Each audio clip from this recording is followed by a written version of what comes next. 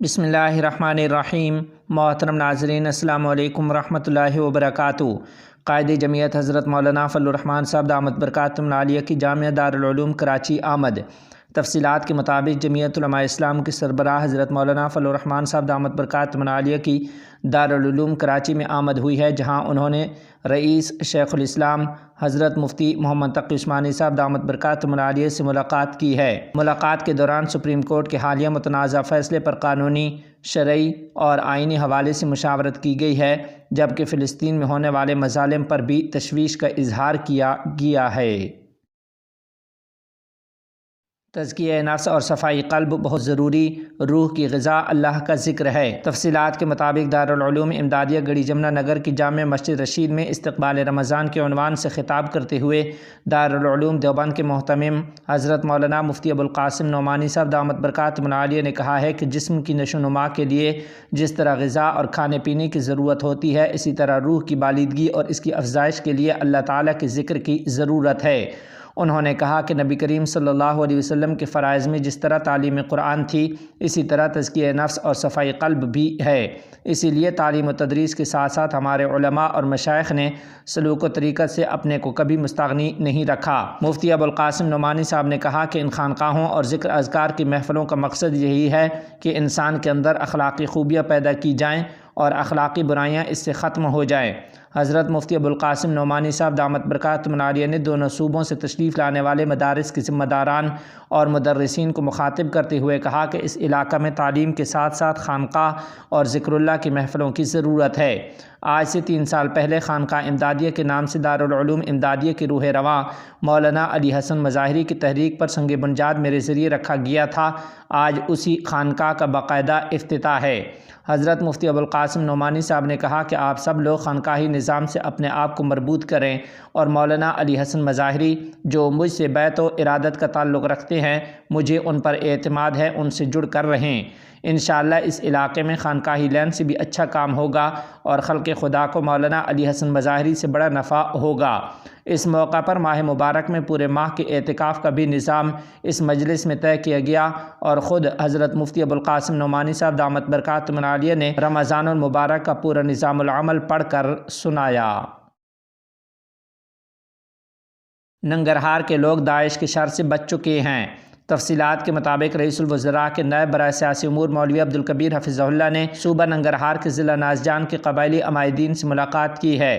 انہوں نے ملاقات میں کہا کہ 20 سال کی جدوجہد میں ننگرہار کے تمام اقوام بالخصوص شنواری قوم کے لوگوں نے اپنا کردار ادا کیا ہے۔ انہوں نے مزید کہا کہ ننگرہار کے باقی لوگ بھی شنواری کی طرح داعش کا نشانہ بنے، لیکن خوش قسمتی سے امارت اسلامیہ نے اس گروہ کو تباہ کیا اور ننگرہار کے لوگ اس کی شر سے بچ گئے ہیں۔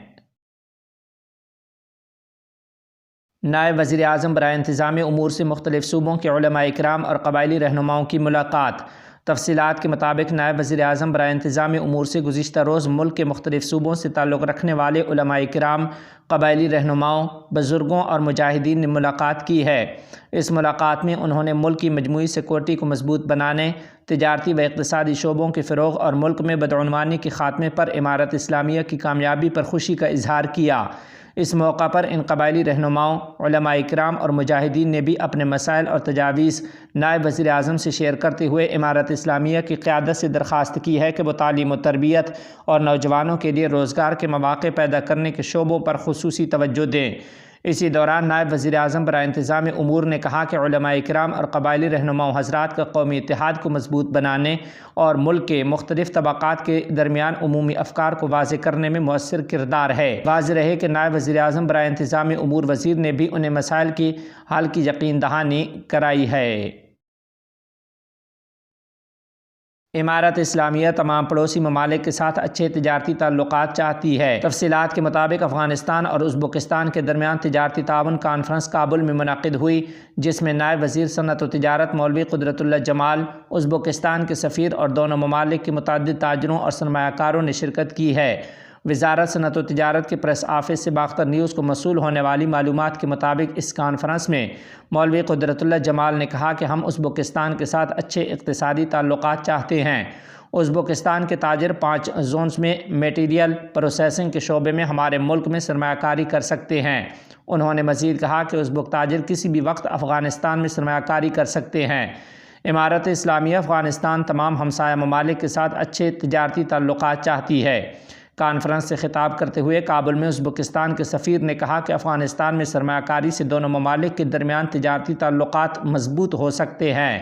انہوں نے مزید کہا کہ ہم نے افغانستان کے ساتھ اقتصادی تعلقات کو برقرار رکھا ہے۔ ہمارے اقتصادی تعلقات سے دونوں ممالک کے درمیان اعتماد میں اضافہ ہوا ہے اور دونوں ممالک کے عوام کے معاشی حالات بہتر ہو سکتے ہیں۔ کانفرنس کے اختتام پر Afghanistan chamber of commerce and investment کے صدر محمد یونس مومند نے کہا کہ افغانستان اور ازبکستان کے تعلقات بہت قدیم ہیں اور دونوں اسلامی ممالک مشترکہ ثقافت رکھتے ہیں۔ امارت اسلامیہ کے تکنیکی وفد کی ایرانی صدر کے مشیر و دیگر اعلیٰ حکام سے چابہار میں ملاقات۔ تفصیلات کے مطابق امارت اسلامیہ کے تکنیکی وفد کی ایران کے صدر کے مشیر اور آزاد تجارتی و صنعتی زونز کی سپریم کونسل کے سیکرٹری سے چابہار فری زون میں ملاقات ہوئی ہے۔ وزارت صنعت و تجارت کا کہنا ہے کہ اس ملاقات میں چابہار سے ٹرانزٹ کے سلسلہ پر عمل درآمد اور تکمیل، فری زون میں امارت اسلامیہ کے نمائندہ دفتر کا قیام اور اس شعبے میں سہولیات کی فراہمی، چابہار میں زمین کی ضرورت اور انتخاب اور ٹرانزٹ سامان کی منتقلی کو ترجیح دینے سمیت چابہار میں افغان تاجروں اور سرمایہ کاروں کو سہولیات کی فراہمی پر تبادلہ خیال کیا گیا ہے۔ ایران کے صدر کے مشیر نے چابہار بندرگاہ میں افغانستان کے صوبے کی حمایت کا اعلان کرتے ہوئے امارت اسلامیہ کے وفد کو تعاون کا یقین دلایا ہے۔ کابل میں ایک بچہ اغواکاروں سے بازیاب کرا لیا گیا، 2 اغواکار ہلاک۔ تفصیلات کے مطابق وزارت داخلہ کے ترجمان عبدالمتین قانے نے بتایا ہے کہ سیکورٹی فورسز نے ایک خفیہ آپریشن میں ایک بچے کو اغواکاروں سے بازیاب کرا لیا ہے۔ مذکورہ وزارت کے ترجمان نے مزید کہا کہ آپریشن کے دوران سیکورٹی فورسز کی اغواکاروں سے جھڑپ ہوئی، جس میں 2 اغواکار مارے گئے اور بچے کو بحفاظت بازیاب کرا لیا گیا ہے۔ عبدالفہیم نامی اس بچے کو 14 روز قبل کابل کے 11ویں حلقے سے اغوا کیا گیا تھا اور اغواکاروں نے اس کی رہائی کے بدلے لواحقین سے $8 لاکھ کا مطالبہ کیا تھا۔